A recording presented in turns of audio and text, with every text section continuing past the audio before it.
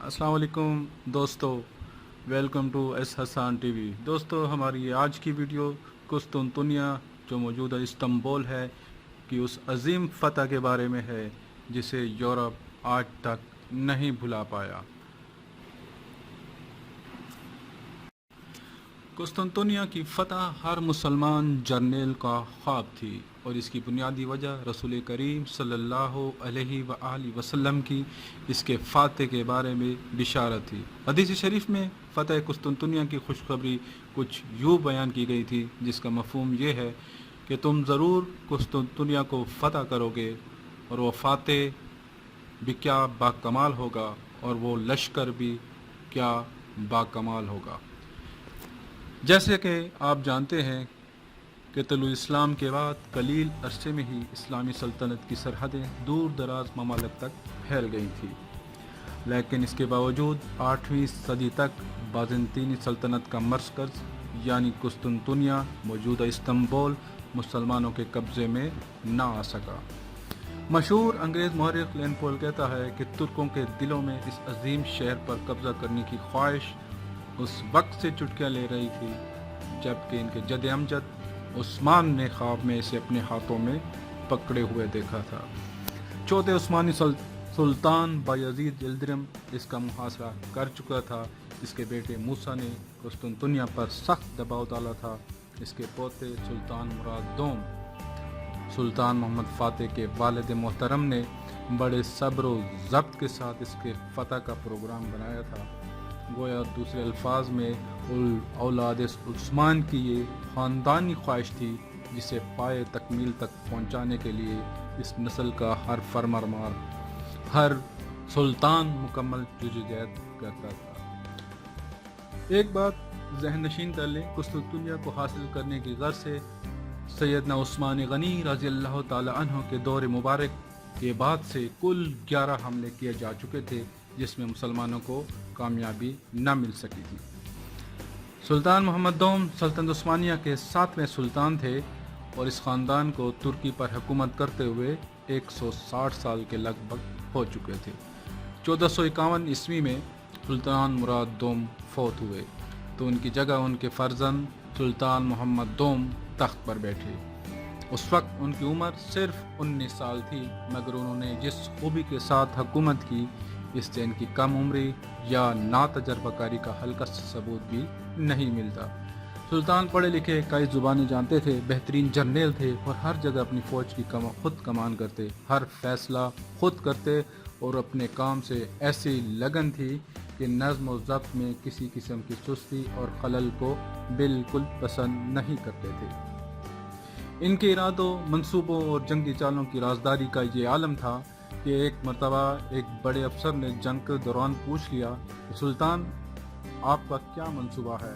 سلطان محمد نے جواب دیا، اگر میری داڑھی کے ایک بال کو بھی اس کا پتہ چل جائے تو میں اسے اکھاڑ پھینکوں گا۔ قسطنطنیہ ترکی کے ساحل پر واقع ایک ایسا علاقہ تھا جس کے 3 اطراف سمندر جبکہ ایک طرف خشکی تھی۔ اس تکونے شہر کے خشکی والی حصے کی جانب یک کے بعد دیگرے آنے والی 3 فصیلیں تھیں، جن میں سے 2 چھوٹی اور ایک بڑی تھی۔ بڑی فصیل میں 170 گز کے فاصلے پر حفاظتی برج بنے ہوئے تھے، جن میں ہر برج بذات خود ایک چھوٹا فوجی قلعہ تھا۔ باہر کی بڑی اور اندرونی فصیل کے درمیان 60 فٹ چوڑی اور 100 فٹ گہری خندق تھی، جس میں ہمیشہ پانی بھرا رہتا تھا۔ اور مزید ایک اندرونی فصیل نے کم و بیش 1 لاکھ کی آبادی کو پناہ دے رکھی تھی، اور یوں یہ شہر فتح کرنا قریب ناممکن ہو گیا تھا۔ قسطنطنیہ عیسائی دنیا کا روحانی مرکز تھا، اور اسے عیسائی دنیا میں ایک روحانی قلعے کی حیثیت حاصل تھی۔ چنانچہ مسلمان فاتحین کی 20 لشکر اس شہر پہ پورے جنگی ساز و سامان کے ساتھ چلا کرتے، لیکن ہر مرتبہ ناکام لوٹتے۔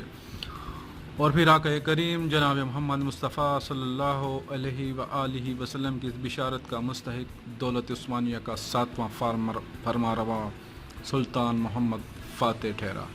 عثمانی ترک، جنہیں ہم خلافت عثمانیہ کے نام سے جانتے ہیں، خراسانی خانہ بدوش ارطغرل کے بیٹے عثمان خان کی اولاد تھے۔ یہ ایشیائی کوچک میں داخل ہوئے تو انہوں نے ایک سلطنت کی بنیاد ڈالی جو صرف 300 سال میں دنیا کے ایک طاقتور ترین سلطنت بن گئی۔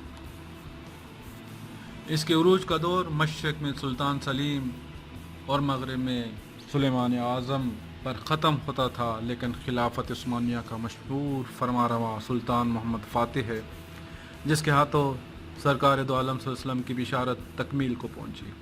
تحریر کن وقت اور ماہ کا وہ تھا جس میں سلطان محمد نے اپنی بحری بیڑی کو بحری جہاز پتھریلی چٹانوں پر گھسیٹ کر طے کیا، اور یہ اس معرکے کا سخت ترین اور فیصلہ کن مرحلہ ثابت ہوا۔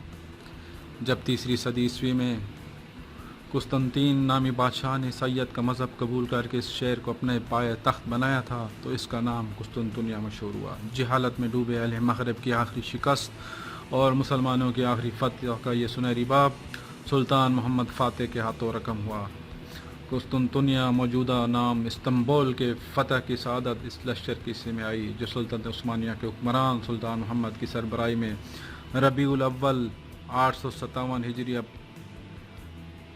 اپریل 1453 میں قسطنطنیہ کی فتح کے لیے گیا۔ ایک طویل محاصرے اور شدید جنگ کے بعد یہ فتح مسلمانوں کی نصیب میں آئی۔ آئیے فتح والے دن کا ایک تخیلاتی خیال 29 مئی 1453 کا آپ کو سناتے ہیں۔ رات کا 1:30 بجا ہے۔ دنیا کے قدیم اور عظیم شہر کی فصیلوں اور گنبدوں پر سے 19ویں قمری تاریخ کا زرد چاند تیزی سے مغرب کی طرف دوڑا جا رہا ہے، جیسے اسے کسی شدید خطرے کا اندیشہ ہے۔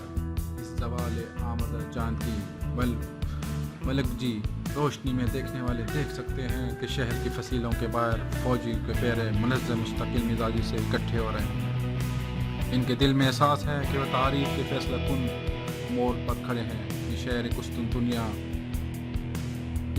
قسطنطنیہ ہی ہے اور اس فصیلوں کے باہر عثمانی فوج آخری حلہ بولنے کی تیاری کر رہی ہے۔ عثمانی توپوں کو شہر پناہ پر گولے برساتے ہوئے 47 دن گزر چکے ہیں۔ کمانڈروں نے خاص طور پر 3 مقامات پر گولہ باری مرکوز رکھ کر فصیل کو زبردست نقصان پہنچایا ہے۔ 21 سالہ عثمانی سلطان محمد ثانی غیر متوقع طور پر اپنی فوج کے اگلے مورچے پر پہنچ گئے ہیں۔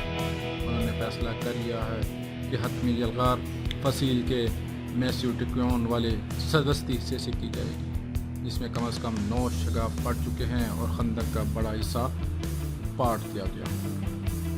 سر پر بھاری پگڑی باندھے اور طلائی خلق میں ملبوس سلطان نے اپنی سپاہیوں کو ترکی زبان میں مخاطب کیا: میرے دوستوں اور بچوں، آگے بڑھو، اپنے آپ کو ثابت کرنے کا لمحہ آ گیا ہے۔ اس کے ساتھ ہی نکاروں، کرنوں، طبلوں اور بگلوں کے شور نے رات کی خاموشی کو تار تار کر دیا، لیکن اس کان پھٹتے شور میں بھی عثمانی دستوں کے فلک شگاف نعرے صاف سنائی دے جا سکتے تھے۔ انہوں نے فصیل کے کمزور حصے پر حملہ بول دیا۔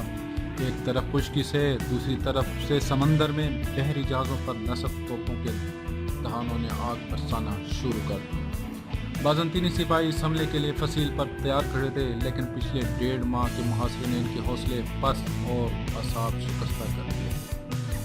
بہت شہری بھی مدد کے لیے فصیلوں پر آ پہنچے اور پتھر اٹھا اٹھا کر نیچے اکٹھے ہونے والے ہمراہوروں پر یعنی عثمانی فورس پر پھینکنا شروع کر دیے۔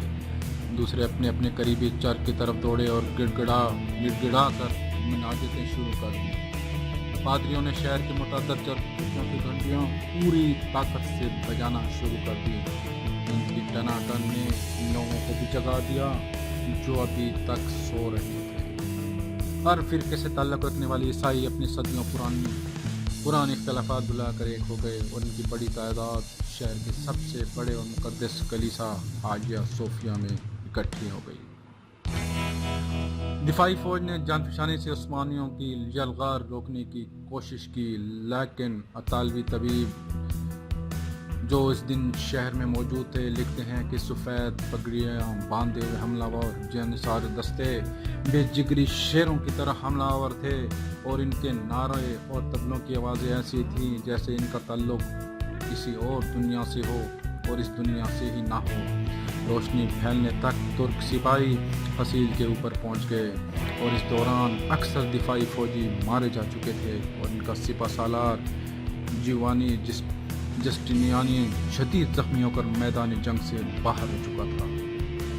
जब मशरक़ से सूरज की पहली किरण नमूदार हुई तो उसने देखा कि एक तुर्क सिपाही को कुपोरता दरवाजे के ऊपर नस्ब बाज़ंतीनी परचम उतारकर इसकी जगह उस्मानी झंडा लहरा रहा था।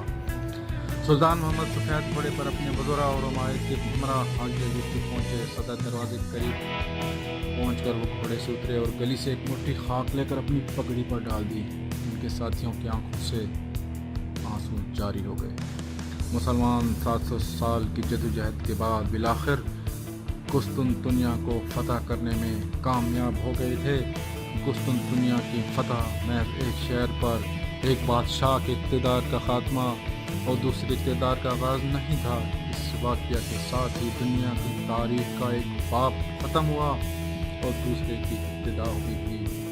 एक तरफ 27 कबले मसीह में कायम होने वाली रोमन एम्पायर 1480 बरस तक किसी न किसी शक्ल में बरकरार रहने के बाद अपने इंजाम को पहुंची, तो दूसरी जानब उस्मानी सल्तनत ने अपना नुक्ता-ए उरूज छू लिया और अगले 4 सदियों तक तीन बड़े आज़मों एशिया, यूरोप और अफ्रीका के हिस्सों पर बड़ी शान और शौकत से हुक्मरानी करते रहे। 1453 वो साल है जिसे कुरून वस्ता मिडिल एजेस का इख्तिताम और जदीद दौर का आगाज़ भी समझा जाता था। यही नहीं बल्कि फ़ातह कुस्तुनतुनिया को फौजी तारीख़ का संग मील भी करार दिया जाता है, क्योंकि इसके बाद साबित हो गया कि बारूद के इस्तेमाल और बड़ी तोपों के कुल बारी के बाद फसील किसी शहर फौज के लिए नाकाफ़ी है।